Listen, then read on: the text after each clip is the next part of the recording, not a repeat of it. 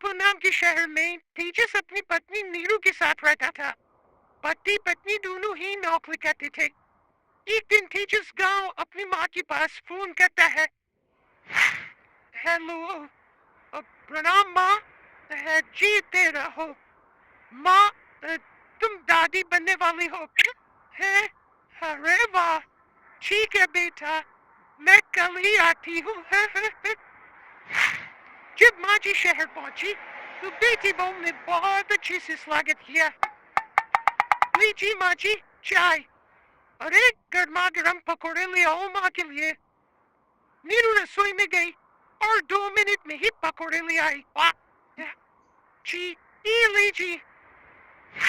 बहू जादू से बनाए हैं क्या? अभी तो रसोई में गई थी। यमी। माँ जी, शीला रसोई में पकौड़ी तल रही है, मैं बस लेकर आई। हे भगवान, मेरा धर्म भ्रष्ट कर दिया तूने। अब तो गंगा जल से शुद्धिकरण करना होगा। दूसरे दिन, माँ जी मैंने नाश्ता बना दिया है, ऑफिस जा रही हूँ, पर अभी तो घर का सारा काम पड़ा है। शीला आती होगी, झाड़ू पोछा बर्तन कपड़े वो सब कर लेगी। हमारे जमाने में घर का सारा काम हम ही करते थे। जी माँ जी, आप बहुत होशियार है। मैं घर ऑफिस दोनों नहीं संभाल पाती, तो जरूरत क्या है घर से बाहर जाकर चाकरी करने की। वैसे भी घर का काम खुद करने से घर में बरकत आती है, समझी?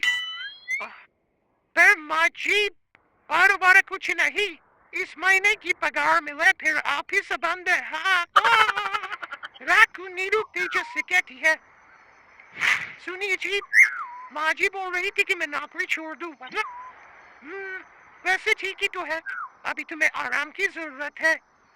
फिर भी आराम का शीला को छुड़ाने के लिए बोल रही थी।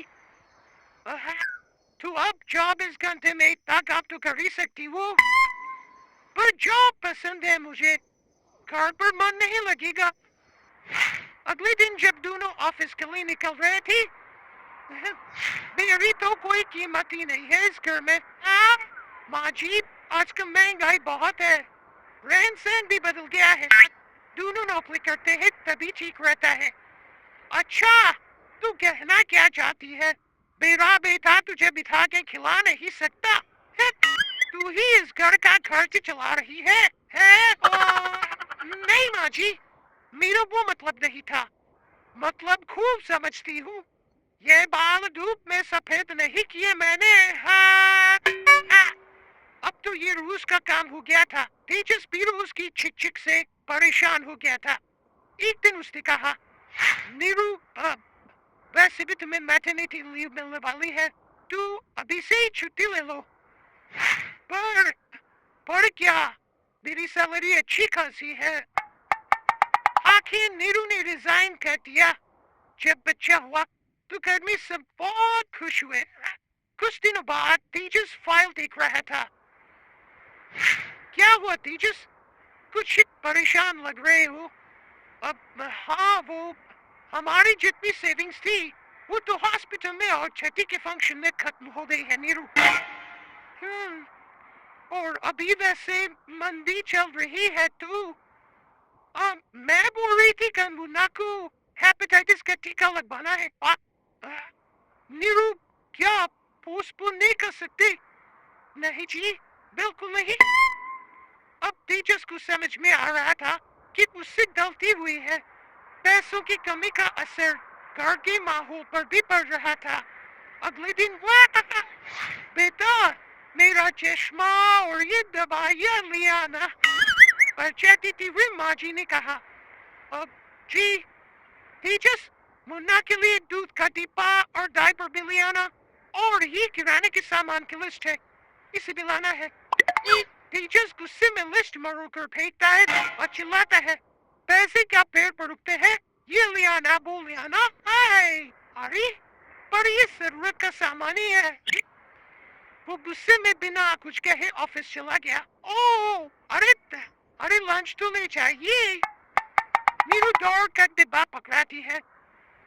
एक दिन खाना खाने के बाद नीरू, अब तो मुन्ना कुछ बड़ा हो गया, तो अब तुम वापस ज्वाइन कर लो ना जॉब। हाँ, पर इस रिसेशन में जॉब मिलना बहुत मुश्किल है। ट्राई तो करो। फिर मुन्ना, माँ जी है ना, और एक फुल टाइम मेड भी लगा लेंगे। पर माँ जी, उन्हें तो पसंद नहीं। वाह, तभी माँ जी बाहर आ जाती है और प्यार से नीरू के सर पर हाथ फेरते हुए बोलती है, अब मेरी समझ में आ गया बहू, पहले के और अब के समय में अंतर है। तुम काम शुरू करो, मुन्ना की जिम्मेदारी मेरी। आ, आ, मेरी प्यारी मांझी। ये कहकर नीरू उनके गले लग गई।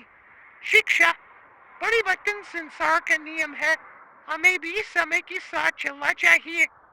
उम्मीद है कि आपको हमारी ये कहानी पसंद आई होगी। कृपया हमारे चैनल को सब्सक्राइब करें और सभी अपडेट्स के लिए बेल आइकन जरूर क्लिक करें। और हाँ, वीडियो लाइक और शेयर करना मत भूलिएगा। Bye bye.